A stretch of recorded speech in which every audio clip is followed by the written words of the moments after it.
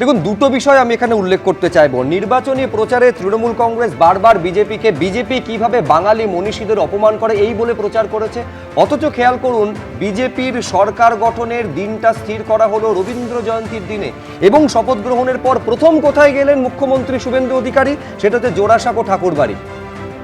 দ্বিতীয় নম্বর প্রশ্ন, এবং নিঃসন্দেহে যেটা উল্লেখ করার বিষয় সেটা হচ্ছে আইন শৃঙ্খলাকে কতটা গুরুত্ব এই রাজ্যের নবনির্বাচিত সরকার দিচ্ছে। প্রথম যে সরকারি বৈঠকটা করছেন সেটা হচ্ছে ডিজি, সিপি, মুখ্য সচিব এবং স্বরাষ্ট্র সচিবের সঙ্গে, অর্থাৎ আইন শৃঙ্খলার প্রশ্নে যে একেবারে অগ্রাধিকারের তালিকায় প্রায়োরিটি লিস্টে প্রথম দিকে রয়েছে, এটা কিন্তু বিজেপি তার প্রথম পদক্ষেপ থেকেই বুঝিয়ে দিচ্ছে। তাপস রায়, এটা তো করতেই হবে, তার কারণ যে জায়গাটায় মমতারা এনে দাঁড় করিয়েছে এই পশ্চিমবাংলাটাকে ললেসনেস, তার কারণ হচ্ছে মমতা ব্যানার্জি এই জাহাঙ্গীরদের সরকার। শেখ শাহজাহানকে ইডি টার্গেট করেছে বলে এই 27শে জানুয়ারি 2024 বিধানসভার অধিবেশনে রেকর্ডেড স্পিচ, ভাবা যায় কোনো মুখ্যমন্ত্রী এগুলো করেছে? এরা সমস্ত এই জলদস্যু, এরা শেখ শাহজাহান টাজাহান, এরা সমস্ত মা বোনেদের, হিন্দু মা বোনেদের রাত 12টা সাড়ে 12টার পর মমতা ব্যানার্জি বলছে 8টার পর বেরিয়েও না, আর 12টা সাড়ে 12টার পর যে শেখ শাহজাহানরা হিন্দু মা বোনেদের ডেকে পাঠাচ্ছে তাদেরকে পিঠেপুলি করাবার জন্যে নাকি নিজেদের অন্য কোনো কাজ করাবার জন্য, ফুর্তি করার জন্য, সেটা তো আমি জানি না। তাহলে এই এতগুলো সর্বনাশ, কত যে লোকের সর্বনাশ হয়েছে, তার বিরুদ্ধে ব্যবস্থা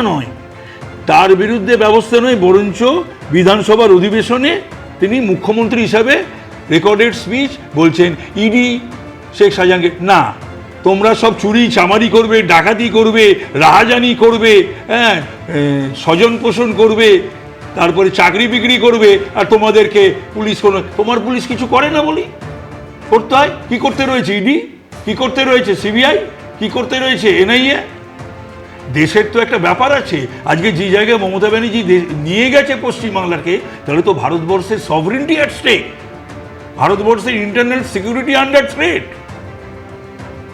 উনি কেন এই সমস্ত জেহাদিদের পুষেছেন, ওকে সেই জবাব দিতে হবে আগামী দিনে। সব কমিশন হবে, আগামী দিন ওকে জবাব দিতে হবে যে এদের সমস্ত থাকা খাওয়া।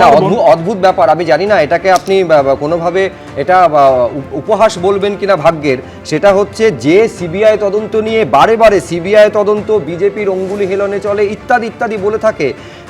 দুদিন আগে শুভেন্দু অধিকারীর আত্মসহায়কের যে হত্যার ঘটনা, সেই হত্যার ঘটনা তদন্তে কোর্ট মনিটর সিবিআই তদন্ত কারা চাইছে? এই তৃণমূল কংগ্রেস চাইছে, যখন বিরোধী ছিল, যখন তদন্ত হিসেবে দৃষ্টিভঙ্গি শাসক আর বিরোধীতে বদলে যাচ্ছে, তখন প্রতিদিন বলছে ইলেকশন কমিশনকে, প্রতিদিন বলছে পার্লামেন্টে গিয়ে অনুপ্রবেশকারীর কথা।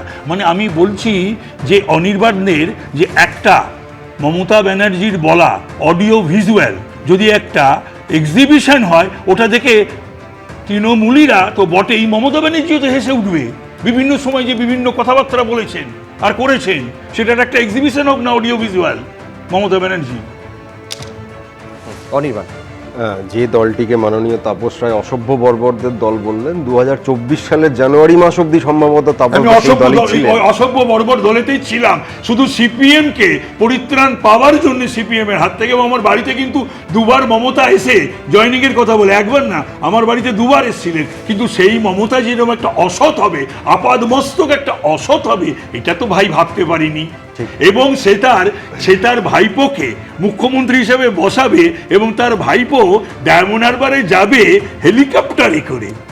মমতা ব্যানার্জি রেগুলার ফ্লাইটে যেতেন এবং ইকোনমিতে, আর এই চার্টার ফ্লাইটে যাবে অধিবেশন অ্যাটেন্ড করতে, আবার সেই চার্টার ফ্লাইট দাঁড়িয়ে থাকবে, তিনি ফিরবেন। তাহলে এই দলকে আমাকে আনতে হবে না ক্ষমতায়?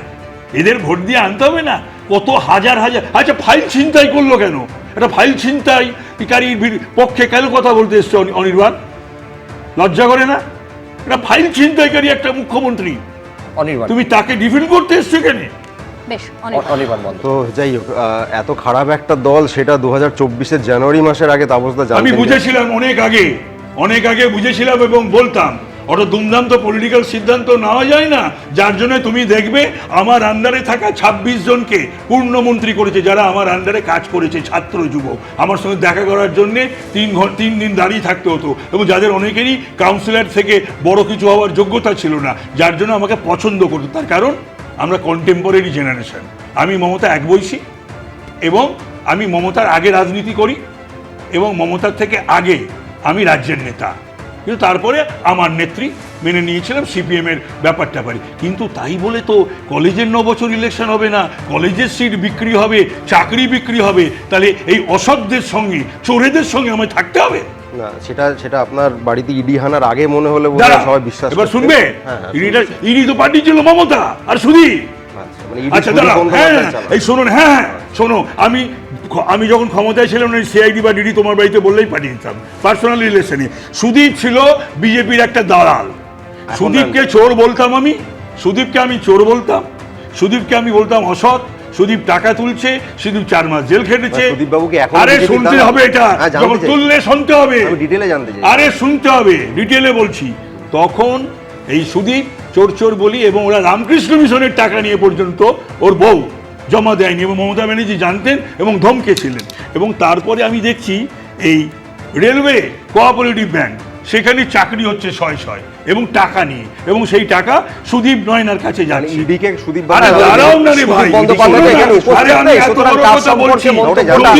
তোমার যদি ক্ষমতা থাকে অভিষেক, তখন নেই, তাহলে বকছো কেন? জানতে যখন চাইছো, মমতাকে গিয়ে বলো, অভিষেককে গিয়ে বলো যে 13 বছর যে দল ক্ষমতায় ছিল তার সঙ্গে আমি ছিলাম, আমার বিরুদ্ধে একটা যদি, মমতা তো সবসময় ধমকায় তো, এই আমার কাছে ফাইল আছে, আমার কাছে কাগজ আছে, আমার কাছে পেন ড্রাইভ আছে, আমার কি গোষ্ঠীর পিন্ডি আমার আছে, কেন 2 বছর আমরা বিশ্বাস করি আপনি কেন প্রকাশ করিনি? আমি বিশ্বাস করি আপনি অনেস্ট। তাহলে ইডি কেন গেছিল সেটা? আরে ইডি গেছিল, মমতা পার্টি ছিল, ইডি কে বললাম তো মমতা পার্টি ছিল, সুদীপ কনসেন্ট চেয়েছিল, দিয়েছিল। যার জন্যে তোমায় বলি, আমাকে পার্টি দেখে কেন বললো না তোমার বাড়িতে ইডি গেছিল কেন? মমতা কেন, শেখ শাহজাহানের ইডিটা মমতা ওখানে বলছে, আমাকে কেন ডেকে পাঠালো না? একবারও কেন আমাকে অভিষেক ফোন করলো না? একবারও দলের তরফ থেকে কোনো কিছু বললো না কেন?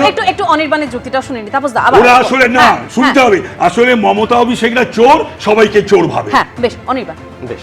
এক্ষেত্রে দেখুন, তাহলে ইডি কে মমতা বন্দ্যোপাধ্যায়, সুদীপ বন্দ্যোপাধ্যায় চালাবে। আরে ভাই শোনো না রে, তারপরে তো তোমাকে বলছি, যদি কাগজ কিছু থাকে ইডি কে দিয়ে দিই, কাগজ কিছু থাকে সুপ্রিম কোর্টে পাঠিয়ে দিই।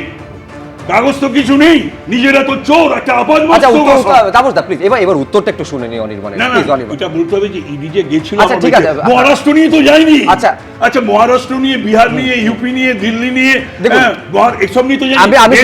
আমি শুধু গিয়েছিল, আমি বলছি শুনুন, গিয়েছিল তোমার পশ্চিম বাংলার নিয়োগ দুর্নীতি নিয়ে, এবং সেই নিয়োগ দুর্নীতির সঙ্গে আমার যদি কোনো যোগাযোগ থাকে, তাপস রায় সুদীপ বন্দ্যোপাধ্যায় সম্পর্কে যা যা অভিযোগ করলেন, যেই মুহূর্তে সুদীপ বন্দ্যোপাধ্যায়ের পাল্টা যদি কিছু বক্তব্য থাকে আসে, আমরা একেবারে সমানভাবে সেটাও চালাবো। না আমি বলছি উল্টো যুক্তি থাকবে, সেটাও দেখাতে হবে। হ্যাঁ আচ্ছা, কথা হলো আমি বলছি আজকে অনির্বাণের উত্তরটা একটু নিয়ে আমাকে বলতে দিতে হবে, সবাইকে তো বলতে দিতে হবে। না আমি আমাকে বলতে দাও, এটা লাস্ট লাইন। আচ্ছা, আমার বিরুদ্ধে কোনো ক্ষমতা যদি থাকে তৃণমূলের কারণ, মমতা অভিষেকের, যে আমার বিরুদ্ধে 1 টাকার কোনো অভিযোগ রয়েছে, আমি এই এবিপি আনন্দে বসে বলে গেলাম কাল থেকে রাজনীতি করবো না। আমি তো বলছি, আমি নিজে বিশ্বাস করি তাপসদা আদ্যপান্ত সৎ একজন রাজনীতিবিদ, উনি অন্য দলে থাকতেই পারেন, আমি নিজে বলছি। তো সেখানেই প্রশ্নটা জেগেছিল, ইডি কেন গেল? আরে পাঠিয়েছিল তো মমতা, আমি সেটা ঠিক মমতা সুদীপ পাঠিয়েছিল। আচ্ছা, উত্তরটা শুনে সেই জায়গা থেকে তাহলে আমরা এটা বুঝে গেলাম যে ইডি কে মমতা বন্দ্যোপাধ্যায়, অভিষেক বন্দ্যোপাধ্যায় চালাতে। এই সেটিং এর গল্প কেন বলতে তোমরা সব পারে? বিজেপির সঙ্গে সেটিং সব হয়, রাজনীতি কতবার পায়ে ধরেছে মমতা, গিয়ে অমিত শাহ, মোদিজি। একটু অনির্বাণের যুক্তিটা শুনি, তারপর আবার আসবো। তাহলে দেখুন, আমরা এটা জানতে পারলাম যে বিজেপির, আরে ভাই সুদীপ চামচা ছিল কার? আচ্ছা বেশ, আমি দেখুন একেবারে আমি এইখানে আমি এবিপি আনন্দ এগিয়ে থাকে, এগিয়ে রাখি।